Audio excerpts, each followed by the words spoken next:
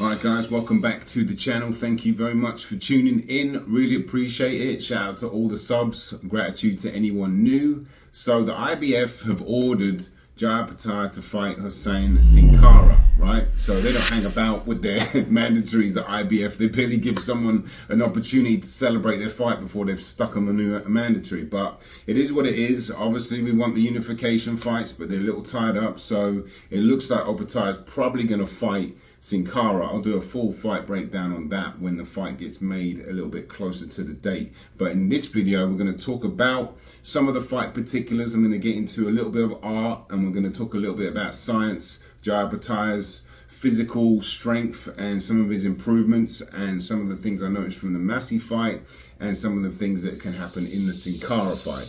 Let's go.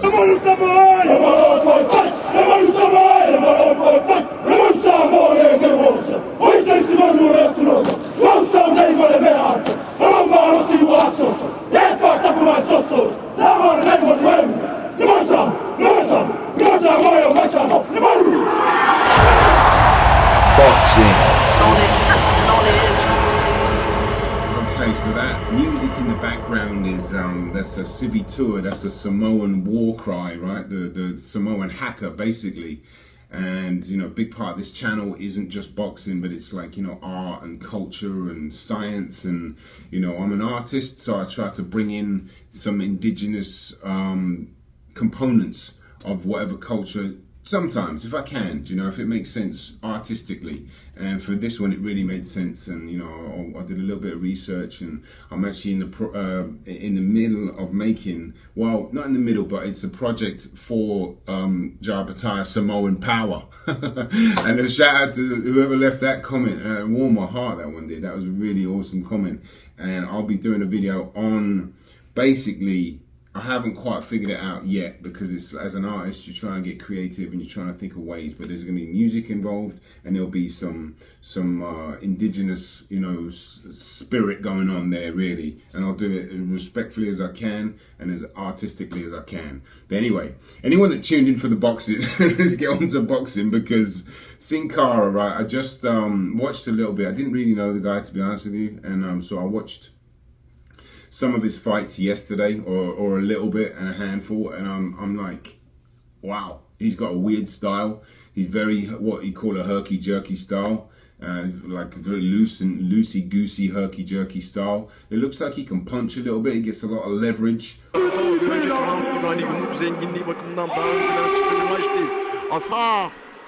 Gerçekten müthiş, son saniyede bakın sağ parmak. With a lot of those shots, but he makes a ton of mistakes. Very upright. Sol kroşe geldi. Ama iyi savundu Huseyin. As Opetaia now walks over to his stricken opponent, who is sitting up, being tended to by the medics here at ringside. And he's basically lambs to the slaughter. if you're asking me. If you're asking me, I mean, I don't see how they always, when you have a really, really good fighter fighting someone that's, you know, yet proven it at any stage, you always ask the question, how are they going to beat this fighter? And in fact, Sam Goodman is fighting Naoya Inoue, and I'm doing a little early thoughts video on that, probably dropping in the next day or two, so stay tuned for that, because it's the same question. It's like, how on earth are you going to beat this guy?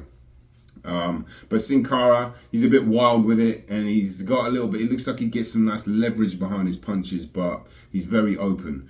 But one part of the fight, which I find really interesting, which could be, not that Opetaia won't be able to have his own way, whatever he does, however he fights, whether he boxes, you know, like he normally does with that in and out style and just letting those powerful shots go. That's the beautiful thing about them, well, his style in general.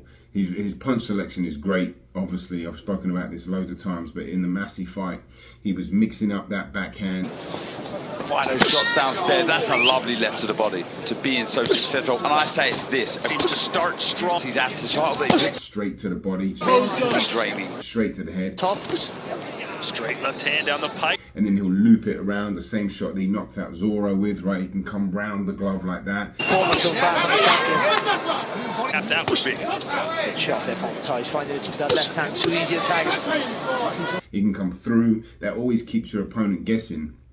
And I've compared, this is where the science bit comes in. I've compared Jai Opetaia's footwork to like a ballerina, right? And if you actually look close enough, right? If you actually, I don't know nothing about ballerinas, but I did look at a little bit of footage just to see the comparison, to bring in, this is the art actually, really, the artistic side. If you look at how they stand up on their feet, they actually are sitting, I didn't realize this, they're actually on their toes, right? It's like, apparently they get a lot of injuries because it's you know, they're just putting their whole weight on their toes, like upright like that. And then they obviously transition that to flat-footed to the top. And if you look at how Jai Opetaia fights, his footwork, his foot speed is absolutely insane. And I've talked about this in a film study I made of him about a year ago. The way he's able to go from A to B like that, A meaning where his starting point is, B meaning where his foot finishes up, ready to punch. I mean, the Jordan Thompson fight, it's just like the speed to cover that is just like your mind can't process enough time, and before you processed it, you got a massive left hand in your face. Jordan, one more round. He has to produce something here, and he goes again. Referee I mean, his footwork is honestly is glorious. He really is a special fighter. Obviously, we'd love to see him in these unification fights, but with his footwork, you know, it's just like, wow. But what I was going to go to as well is if you look at the shape of his and the physique, right? He's a much bigger, stronger man. That's a real man, real hard man. And his team are hard men. Do you know what I mean? That is a fully prepared warrior. And if you look at just how strong his back is and how bigger his physique is getting, he's not even in his prime yet. He's probably approaching it. But I was looking at the Massey fight. He's got back muscles coming into the back of his head. Look at how strong his back is. I'll pull up some pictures in comparison, right? Because there are, like, he's definitely getting bigger for sure. His back is definitely bigger. There's no question about that. It's getting more physical. His punches are getting tighter, right? From a technical aspect, he's always been pretty good. That's the amateur background. That's that training. You know, I was thinking, Opetaia has honestly been gifted. Well, I say gifted. Yeah, he's been gifted. Really, let's be honest. It's God-given talent, but it's what he's done with the talent that's really the talent. And what he's been gifted power, right? No question. The way he punches, I mean, he has got tight, dynamic, crisp, hard, explosive power, and that is definitely God-given. Then he's got a chin. There's difference in there, but Opetaia, that's a good right. Opetaia looking composed on the outside. But he's come straight back. Big exchange of shots, and now Thompson under pressure once again. Right, that's God-given too. Like you can improve your chin a little bit, right? If you're conditioned, well, if you get the best out of yourself and you're conditioned and you don't over spar with the hard spars and take you gotta be, it's a bit of a mystery, a chin, it is, but you can definitely get born with a good chin. Obviously, you look at somebody like Golovkin or Canelo, Opetaia's got one of the best chins in the game. Absolutely. Andrew Ruiz, Jai Opetaia, Canelo, Golovkin, maybe there's someone else I'm missing, but like this, I've said before, a good chin can win you fights. You know, if you and your opponent are hitting each other and you've got a far better chin than your opponent, I mean, you're just gonna be better than them because you're gonna be able to take their punches and they're not gonna be able to take yours. Obvious stuff. But then he's got an amazing heart, right? So you got power, heart, and the chin. 3 of these things. And the 4th one, the main thing where he just like gets the best out of himself, where he puts all these talents to the limit, that might be the biggest one, because there's a lot of fighters that would die for one of those things, whether it be power or a chin or a heart. You know, I'm telling you, you get 2 out of those 3, you're in an amazing place. You get 3 or 4, you got 4 4 of those things. But like I said, it's all good getting a gift. You know, there's a lot of talented fighters. I've seen a lot of talented fighters come and go over my years in the gym. And, you know, it's not the talent. It's what they do with the talent, I think. And it's what he's doing with it. He's getting the best out of it, looking to improve constantly back in the gym. He's a gym rat, stays clean, lives a healthy lifestyle. And they're just looking to to get the best out of themselves. And his transition with his dad, which, by the way, I watched an interview with his dad. What a legend! What a legend he is. Old school sort of stuff, you know what I mean? Nothing like a good kick up the butt and all that sort of stuff, you know what I mean? These days, the generation's completely different, and with social media and all the new laws that how you can't do this and that, which is a whole lot of crap. Yeah. Like, I'll leave the link and I'll leave a couple of clips because I had never seen an interview with him. I was like, wow, that makes sense now why his son's the way he is. You know, a lot of sense. Amazing parents. You know, I've spoken about this in the past, and it's like he's really obviously just a boxing trainer as well. But he saw, you know, I think it was just, you know, because he said that his dad said that his last fight was shit with Bradis too. Just like doesn't pull any punches. And, you know, it looked to me, somebody asked me in the comments what was the difference. And, you know, off the top of my head, he looked a bit more poised, although he's always had a bit of poise, you know what I mean? Quite a bit. But his punch selection, it just looked a little bit better. He just looked a bit tighter and dynamic. But, you know, it was only one performance against Jack Massey. And, you know, Jack Massey's a decent fighter. But I thought it was going to go longer because I thought Massey's defense, and I didn't know Opetaia was going to come out that aggressive. But, you know, it looked like his a few immediate changes, because he didn't like the fact, I think his son got hurt a couple times and he got hit with the same punch by Bradis, that uppercut, and then he got hit on the ropes and got hurt a couple times then, and he just looked like, he's like, right, in boxing, you got to, you know, we can tighten things up a little bit. So his dad's back in the camp. But I'll do a separate video on his dad maybe in the coming weeks.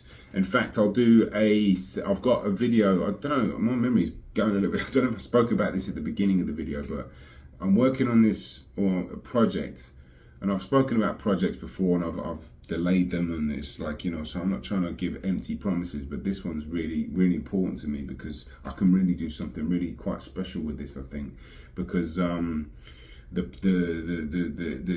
template and the ingredients I have right now with you know, the haka and the instruments and the musical.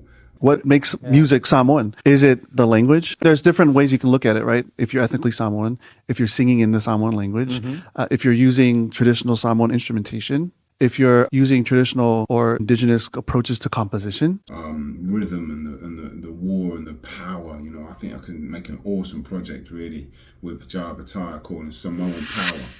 And I'm definitely going to be working on that. I know I actually did mention it at the beginning. Man, I swear I got punched in the head far too many times. My memory's actually a bit shocking sometimes. I forgot my my girlfriend's niece's name the other day, and I've known her for about 10 years. I forgot her name. Anyway, that's it from me. Oh yeah, one last thing I wanted to talk about. Maybe I did talk about. I want to see, and Cinkara, right, in the fight, right, he initiates, no, I didn't talk about this, he initiates clinches, right? Son 50 saniye. İki kaşın arası kanamı sarttı Okan. Sağ boksta da bu var. Bir nevi savaş taktiği kuşkusuz. Where, you know, if anyone that doesn't know what that is, it's like, you know, you deliberately try and like not hold like that, but just kind of get into a safe zone. Ironically enough, when you are up close to a fighter, you're actually a little bit safer. And he does that a lot. And he might try to do that a lot against Jai, because I think, you know, it's a safe place. You're not really safe anywhere else, but I'd like to see Opetaia counteract that and be ready for when he holds, whether it's break him off at the clinches, because he's been doing that a little bit more in the Bradis fight. I'll put up a quick clip in the Bradis fight. He was hurt on the ropes. It was round 11, right? And he's Just needs to rest himself here. He's holding onto Bradis' arm, which is a good place to start. So you eliminate one hand already. Then he's looking at him like that, right? Bradis has only got one hand open, so he's about to throw that. He shuts the distance. I've spoke about this in the past, but I'll tell it again for anyone that missed it. He shuts the distance down, right? So now Bradis can't punch. Then he pulls back, and he's got his head on a slot, right? You've got 3 slots. If your head's there, A, B, C. And then he pulls back, lands a beautiful uppercut as well. So his concentration, he wasn't doing that in the Bradis 1 fight. He was just staying there, and Bradis was having his way a little bit on the inside. And then when he realizes that after an uppercut, he moves his head over to the C slot. out of the punching range because he's already holding one arm. So it's very good stuff, very cute. And I'd like to see him. That's not the best example of like what I want him to do with Cinkara, because I feel like there'll be moments, well, it is a little bit, you know, because I want him just to be more aware and get your head out of the harm's way and tuck it a little bit and have your tight base under you and hold on to him and then bang, rip him to the body. Don't let him hold you, because that's his safe place, you know. I want to see some nice inside power work where you can get crafty, get your feet in the right place, and if you know what you're doing. And lastly, I made a video about Subriel Matias and how he fights in the clinches. And if you're interested in knowing more about what I'm talking about, I went into great detail. Andre Ward, I spoke about him. I spoke about the physical training that it takes to do that, how you can like use those kettlebells to improve your stability and your balance as well, and how you can have it as a massive advantage, because when Jai goes up to heavyweight, right, he's probably going to get walked down a little bit more than he's used to, and he's going to have to fight on the inside or have some skills to survive on the inside with these massive guys, unless he can get him out of there. But I'll be very surprised if his power translates to everybody. I'm not saying it won't translate, because he's very powerful, but there's going to be a time where someone's going to be able to take his shots and they're going to walk him down, and he's going to be on the inside, and that's when the skills come in, you know. You have a bigger guy walking you down, and you've got enough skills to slip and slide on the inside, parry, pivot, land your shots, get your head off the slots, know what you're doing, tuck it in, use your base. A lot of little stuff that I think he could develop, and I think he is developing. Yeah, that's it. I think been rambling a little bit. I've got my notes here. I'm wondering if I missed anything. No, actually, yeah, not bad. But all right, well, look, thanks again for anyone. If you made it this far, much love to you. I really appreciate it. Leave a comment if you don't mind. Hit the like button, and if you are new, you know, subscribe to the channel. I am all over the place. I do live in America, so I do cover some fighters from over here. But you know, I'm trying to home in on a couple of fighters that I really love making videos about, and Opetaia is definitely one of those. Watch out for Samoan Power. Give me a bit of time on that, because creatively that is sparked real excitement for me as well. So thanks to anybody that commented that. Big up to anybody you know, from Australia and Samoa and anywhere around the world, wherever you are. Thank you very much. That's it from me. I'll get this video out tomorrow. It'll be Monday probably. So yeah, have a great week as well. I'm out.